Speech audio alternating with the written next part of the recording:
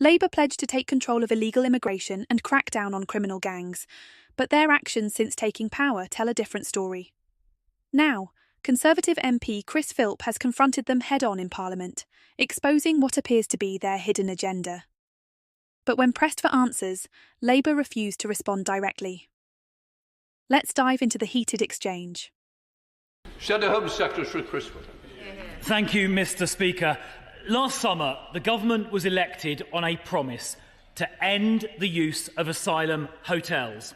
Well, it's now been 9 months. Let's see how they're getting on. The use of asylum hotels has gone up, in fact, by 8,000 since the general election. It hasn't gone down, it's gone up. 38,000, mainly illegal immigrants, are now in those hotels, costing hard-working taxpayers around £2 billion a year. Mr. Speaker, it is completely unacceptable that taxpayers are asked to foot a bill this size. The people living in those hotels broke our laws by coming here from France. France is a manifestly safe country. Nobody needs to leave France. So I have a very simple question for the Minister. When will they end the use of asylum hotels?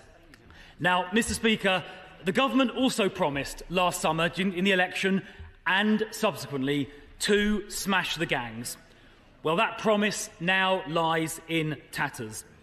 In the 9 months since the election, 29,162 people, nearly 30,000 people, have illegally crossed the English Channel. That is a 31% increase on the same period 12 months before. And in fact, this year, 2025, is even worse. Since 1st of January, more people have crossed the English Channel illegally than any year in history. This is the worst year.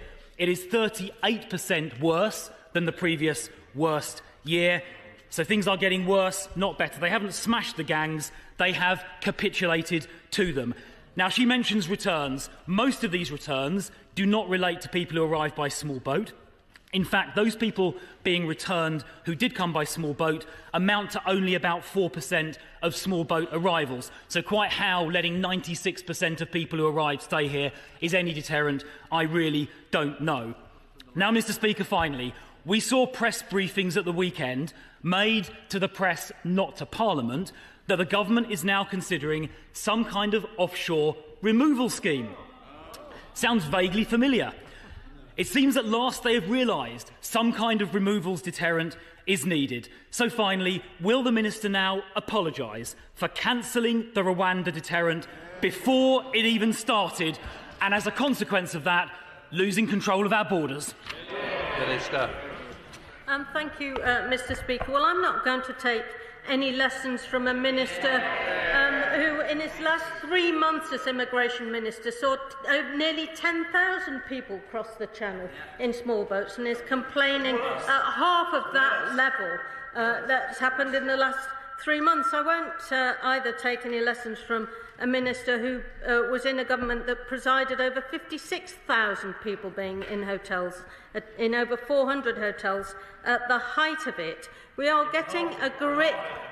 We are getting a grip of this problem by. We are getting a grip of this problem by starting up asylum processing once more. We inherited a huge backlog because there was a 70% fall in asylum processing in the run-up to the general election. They left us with a huge backlog, with over 100,000 people stuck without being processed in the asylum system. We're getting a grip of that, but by definition, because of the backlog and the chaos that they left us, this is taking time.